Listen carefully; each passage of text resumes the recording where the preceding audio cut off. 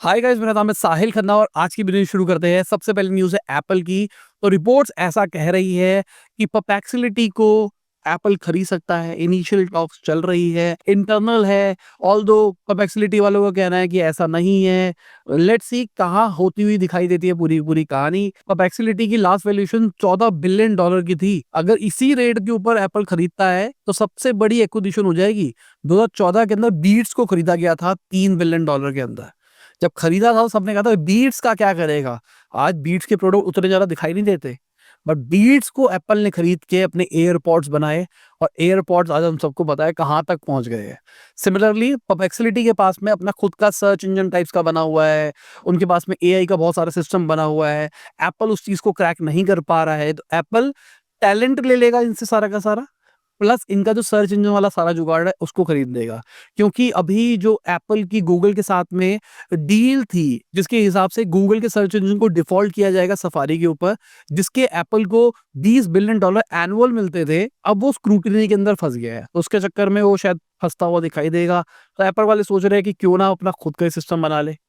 अभी तक ये इनिशियल डिस्कशन है, परप्लेक्सिटी वाले मना कर रहे हैं।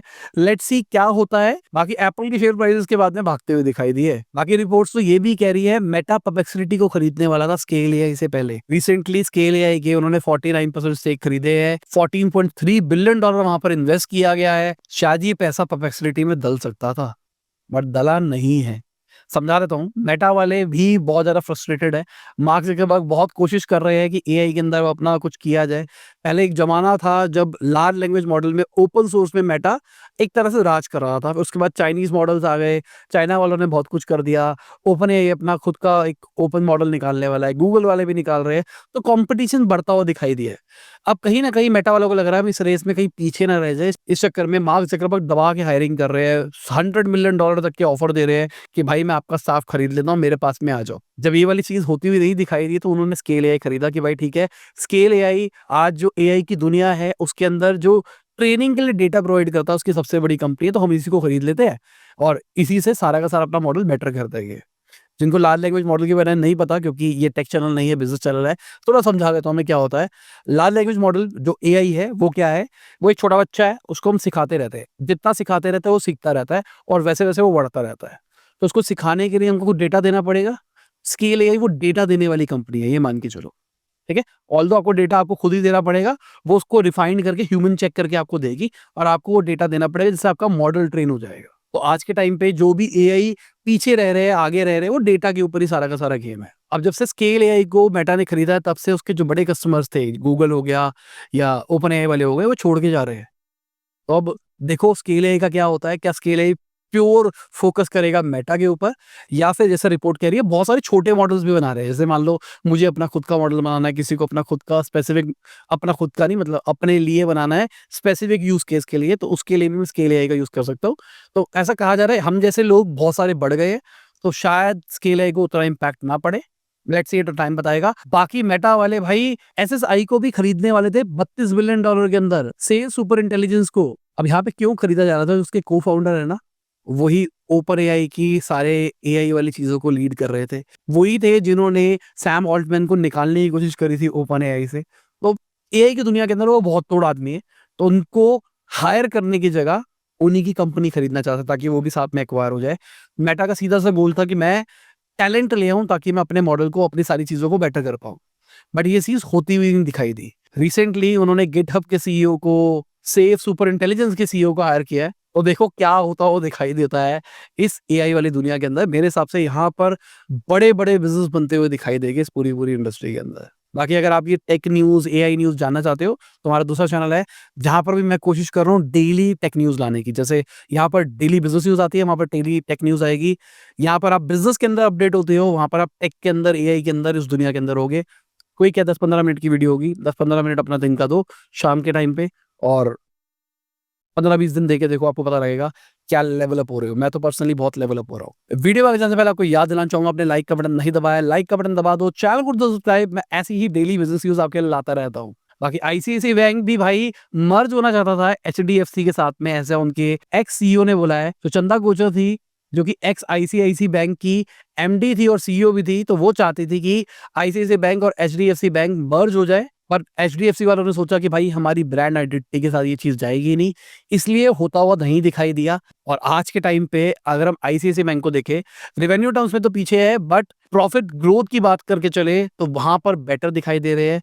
नेट मार्जिन्स के अंदर बेटर दिखाई दे रहे हैं। Although net interest income growth almost same सी दिखाई दे रही है। अगली खबर हमारी गवर्नमेंट की है, तो वो कॉर्पोरेट्स लाने का प्लान कर रही है इंश्योरेंस के अंदर भी। जैसे अमूल एक कॉर्पोरेट है जिसको एक तरह से कोई ऑन नहीं करता, बहुत सारे लोग मिलके ओन करते हैं, कोऑपरेटिव सोसाइटीज को कहा जाता है। वैसे ही कुछ इंश्योरेंस कंपनी बनाने का प्लान किया जा रहा है। सुन के तो अच्छा लग रहा है, एग्जीक्यूट देखते हैं कैसे होता हुआ दिखाई देता है। अमूल किस तरीके से बना, हम मैंने एक केस स्टडी बनाई थी, मैं आपको डिस्क्रिप्शन में दे देता हूँ, बहुत ही डिटेल्ड है। मतलब बहुत सारे लोगों ने अमूल की केस स्टडी बनाई है, पर मुझे लगता है कि जिस लेवल पे हमने डिटेल में बनाई है वैसी मैंने तो नहीं देखी। अगर किसी ने देखी हो तो बता देना कमेंट सेक्शन के अंदर। उसको देख के आपको समझ में आएगा कॉर्पोरेट किस तरीके से बनते हैं, किस तरीके से व्हाइट रेवोल्यूशन के अंदर पूरा पार्टिसिपेट किया था अमूल ने और क्या क्या हुआ था। ऐसे ही इंश्योरेंस वाला कुछ चेंज होने वाला है। लेट्स सी कहाँ पे टर्न आउट होता हुआ दिखाई देता है। बाकी अमित शाह ने एक बहुत इंपॉर्टेंट चीज बोली है, उन्होंने बोला है इंडस वाटर ट्रीटी कभी भी रिस्टोर नहीं होगी। जो पाकिस्तान को पानी दे रहे थे उसको डाइवर्ट किया जाएगा कैनाल्स के थ्रू और उसको बाकी स्टेट्स में लाया जाएगा जहां पर पानी की कमी होती है। राजस्थान में पानी देखने को मिलेगा, ये बहुत बड़ी चीज है भाई। मैं इसके ऊपर आपको हिंट दे देता हूं कि क्या बिजनेस इनसाइट निकल सकती है। ये पानी डाइवर्ट होने में कुछ टाइम लगना है, बट जहां से डाइवर्ट होना है वहां पर पानी अवेलेबल हो जाएगा, फसलें हो सकती है, बहुत सारी चीजें हो सकती है जो शायद पहले नहीं हो पाती थी। दिमाग लगाओ, हम बिजनेस वाले हैं, हम पॉलिटिक्स वाले नहीं है। हम इन न्यूज के ऊपर बिजनेस के बारे में सोच सकते हैं, ठीक है ना। प्रॉपर्टी भी वहां पे बढ़ती हुई दिखाई दे सकती है। बाकी सेबी ने 17,200 करोड़ का टाटा कैपिटल का आईपीओ अप्रूव कर दिया है। जुलाई की स्टार्टिंग के अंदर हमको ये आईपीओ देखने को मिलेगा। कंपनी ने 3655 करोड़ का प्रॉफिट रिपोर्ट किया है फाइनेंशियल ईयर 25 के अंदर और 28,313 करोड़ का रेवेन्यू रिपोर्ट किया है। पिछले 6 महीने के अंदर अनलिस्टेड मार्केट में 13.5% के शेयर प्राइसेस भी बढ़ते हुए दिखाई दिए है। बट भाई अनलिस्टेड मार्केट से थोड़ा सा मेरा भरोसा उठा हुआ है, सही बताऊं तो। अब मैं आपको समझा रहा हूँ अनलिस्टेड मार्केट होती क्या है। तो एक ग्रे मार्केट होती है जहां पर एक कंपनी के शेयर्स ट्रेड होते हैं।